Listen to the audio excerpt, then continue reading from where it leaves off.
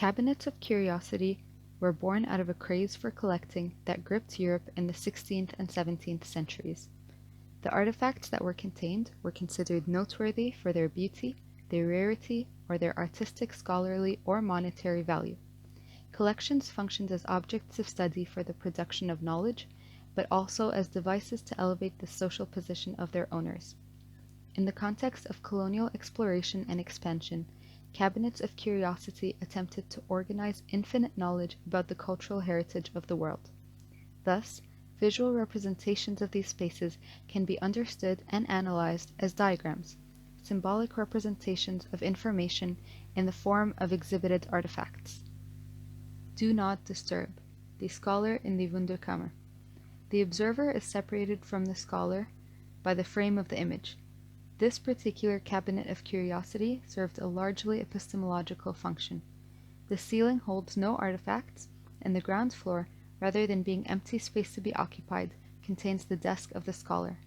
The left wall is lined with books that are clearly labeled and systematically organized. A ladder ensures access to books at higher levels. The front and right walls have shelves that hold natural artifacts organized for future study. To make comparisons, draw parallels, and find analogies between artifacts. At the center of the room is the scholar themselves, with objects of study laying at their table.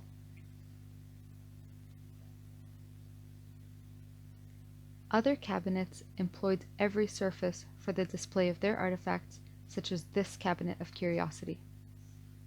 The room is lined with shelves and cupboards that favor breadth of content over depth.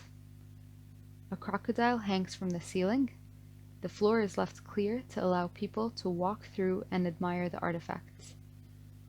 The unorganized placement of artifacts suggests that this cabinet served as a display of collections regardless of content. It was not a device for the cataloging of books and knowledge for future retrieval. Overall, this particular cabinet served a largely representational function with no particular order or criteria for classification. Similar to contemporary museums and art galleries, it presented itself as a room that contained the entire world and some things beyond. Indeed, cabinets of curiosity were precursors for galleries, libraries, archives, and museums. Beyond the more commonly recognized institutions, there are contemporary establishments that collect, interpret, display, and preserve artifacts. These artifacts narrate their urban and sociopolitical histories. Egyptian coffeehouses in 19th and 20th century Cairo were an urban hub for working and middle-class men.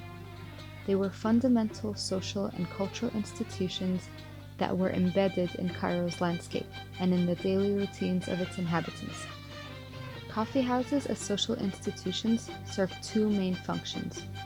First, they were a place for pleasure and entertainment that supported popular culture. Second, it formed a crucial part of the public political sphere. Coffeehouses were initially spaces for the discussion of apolitical matters, including art, literature, poetry, and music. Later, it developed into a space for the discussion of current news and political situations. Discussions became available and common. Authorities had a clear interest in keeping track of what went on at cafes in order to assess public opinions. It was common to have either an officer or undercover agent listen in on conversations and report to authorities. Despite their efforts, instructions for demonstrations and strikes still spread in cafes, and authorities abandoned their efforts. The police state controlled the streets, but failed to penetrate the cafe. Café Riche was established in Cairo in 1908.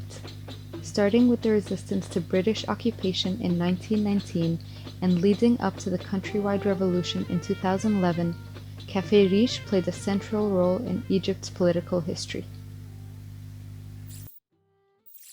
Café Riche was a shelter for the opponents of the British colony, and in Café Riche, till now you can find a cellar where the revolters used to meet and print the manifesto against the British occupation forces. And there is a secret door behind the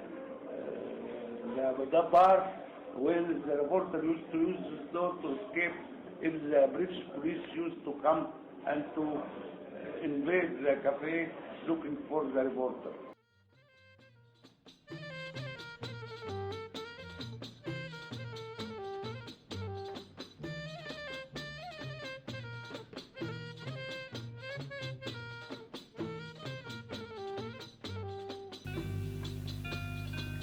These tunnels led to Tahrir Square, a major public town square that has been the location and focus for many political demonstrations.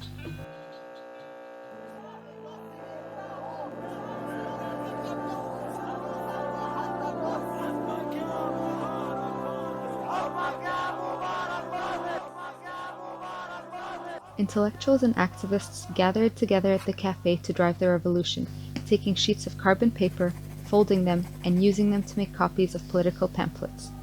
In 1952, Colonel Gamal Abdel Nasser, along with a group called the Free Officers, plotted a military coup against King Farouk over cardamom-scented coffee.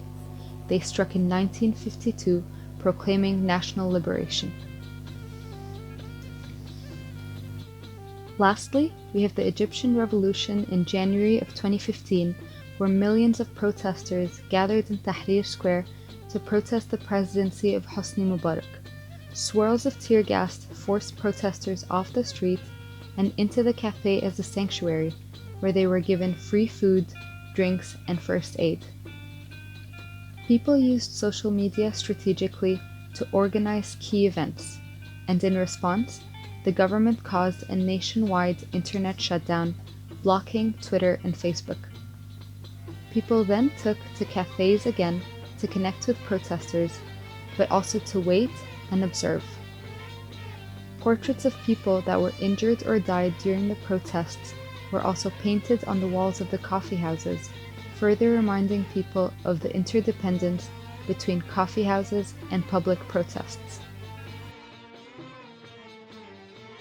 Coffee houses like Café Riche continue to accumulate over a period of time artifacts that are of cultural significance and value, organizing them across the walls, exhibiting their cultural heritage and their relationship to the modern political history of Egypt.